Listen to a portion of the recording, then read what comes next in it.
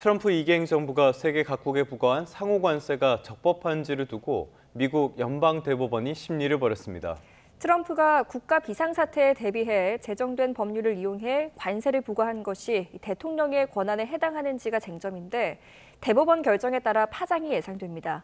취재기자 연결해서 자세히 알아보겠습니다. 신윤정 특파원.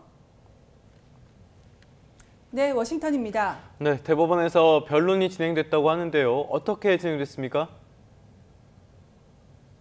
네, 현지 시간 5일 오전 10시 워싱턴 DC의 대법원 청사에서 시작한 미 연방대법원의 심리는 3시간 가까이 진행됐습니다. 관세로 피해를 봤다며 소송을 낸 미국 중소기업들과 민주당 성향의 12개 주 변호사와 정부 측에서는 디 존 사우어 법무부 송무차관이 참석했습니다. 트럼프 대통령은 당초 직접 방청하겠다고 했다가 결정의 중대성을 흐리고 싶지 않다면서 참석하지 않았습니다. 오늘 변론은 트럼프 행정부가 국제비상경제고난법 아이파를 근거로 시행한 상호 관세 부과가 적법한지를 최종적으로 판단하는 자리였습니다.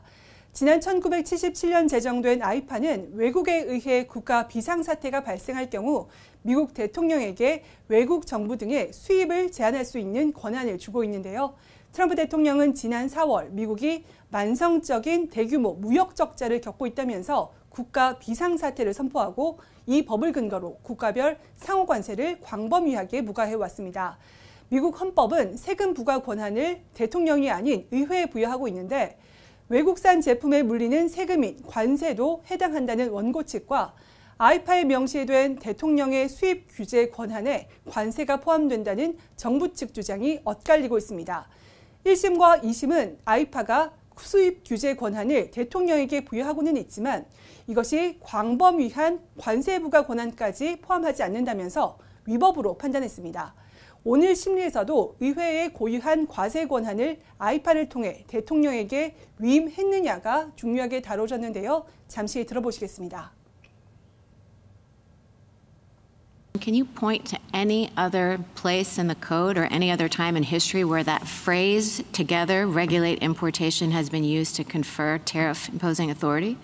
Well, as to regulate importation, that was held in TWIA. So obviously, and that's... Okay, so an intermediate appellate court held it in TWIA, but you just told Justice Kavanaugh that wasn't your lead argument. I think our argument goes a bit further than that as an interpretive matter, because if you look at that history, the history of delegation... Could you just answer the Justice's question? 이와 함께 대법원은 중대문제 원칙, 즉 경제적, 정치적으로 중대한 조치를 행정부가 취하려면 반드시 의회에 명확한 승인 근거가 있어야 한다는 쟁점도 꼼꼼하게 따졌습니다. 대법관들은 트럼프 대통령이 해당 법률을 근거로 기간 제한 없이 무제한 관세를 부과한 행위가 중대한 행정행위인 만큼 의회에 명확한 위임이 필요하다고 지적했습니다. 오늘 심리가 완료돼서 이제 대법원의 판결 선고만 남았는데요. 대법원에서 관심도가 높은 사건들은 판결 확정까지 보통 6개월 이상 걸리는데 이번 관세 소송은 사안의 중대성을 고려해서 이보다는 더 빨리 판결이 나올 거란 관측이 나오고 있습니다. 네, 어제 치러졌던 미국 일부 지역의 선거에서 여당인 공화당이 참패를 한 상황인 만큼 이번 대법원의 판결이 트럼프 대통령에게는 큰 영향을 미칠 수도 있겠군요. 네, 그렇습니다. 오늘은 트럼프 대통령이 제47대 대선에서 승리한 지 딱 1년이 되는 날인데 녹록지 않은 미국 내 환경을 맞닥뜨리게 됐습니다. 트럼프 2기 첫 해 중간평가 성격인 어제 선거에서 패배한 성적표를 받아들였기 때문입니다.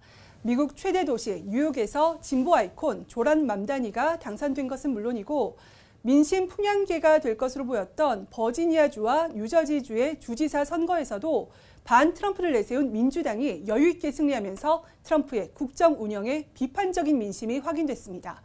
이런 상황에서 트럼프의 경제, 외교 정책의 핵심 수단인 관세 부과의 적법성에 대한 대법원의 판단은 매우 중요한 상황인데요. 트럼프 대통령은 심리 하루 전까지 나라의 생사가 달린 일이라며 정부 손을 들어달라는 호소를 했고 지난 2일에는 정부가 만약 진다면 미국은 거의 제3세계 수준으로 전락할 수 있다며 신께 기도하자고 말하기도 했습니다. 관세 정책은 물론 트럼프에 대한 지지율이 낮아져서 더 촉각을 곤두세우는 것으로 보입니다. 미국 CNN 방송이 3일 공개한 여론조사에서 트럼프 대통령의 지지율은 37%로 집권 2기 들어 최저치를 기록했습니다. 또 워싱턴 포스트와 ABC 뉴스가 지난 2일 보도한 여론조사에서는 관세 정책을 지지한다는 응답은 33%에 그치면서 트럼프의 국정 수행에 비해서도 낮게 나타났습니다. 관세 정책 여파로 물가가 오르면서 미국 소비자들이 곧 다가올 미국 최대 명절 추수감사절과 크리스마스에 쓰는 비용이 크게 증가할 수 있다는 전망까지 나오고 있는데요. 이런 상황에서 관세 정책이 위법하다는 대법원 판결까지 내려지면 민심 악화가 가속화되면서 내년 11월 중간선거에도 영향을 미칠 수 있습니다. 이 선거에서도 공화당이 패배한다면 트럼프 2기 후반부 국정 운영 동력은 크게 떨어질 수밖에 없습니다. 네, 그렇다면 이번 미국 대법원의 심리 결과 어떻게 나온지에 따라서 우리나라 관세에 어떤 영향이 미치게 될까요? 네, 트럼프 대통령이 지난 4월 상호관세 부과를 발표할 때 한국에는 25% 관세를 적용했는데 최근 한미 정상회담을 계기로 양국 간 관세 협상이 극적으로 타결되면서 15%로 낮아지게 됐습니다. 대법원이 만약 트럼프의 손을 들어준다면 트럼프는 기세를 올리면서 지금처럼 관세 정책을 이어갈 것으로 보여서 15% 관세 부과가 예정대로 진행될 전망입니다. 1, 2심과 달리 보수 성향 판사가 다수인 대법원이 그간 주요 사건에서 트럼프 대통령에게 우호적인 결정을 한 전례가 있어서 결과를 장담할 수 없다는 관측이 제기됩니다. 반면 상호관세 부과가 위법하다고 최종 판단하면 지금의 관세 정책에는 영향을 미칠 전망입니다. 트럼프 대통령이 언제든지 원하는 품목에 원하는 수준의 관세를 무제한적으로 부과하기는 어려울 것이라는 겁니다.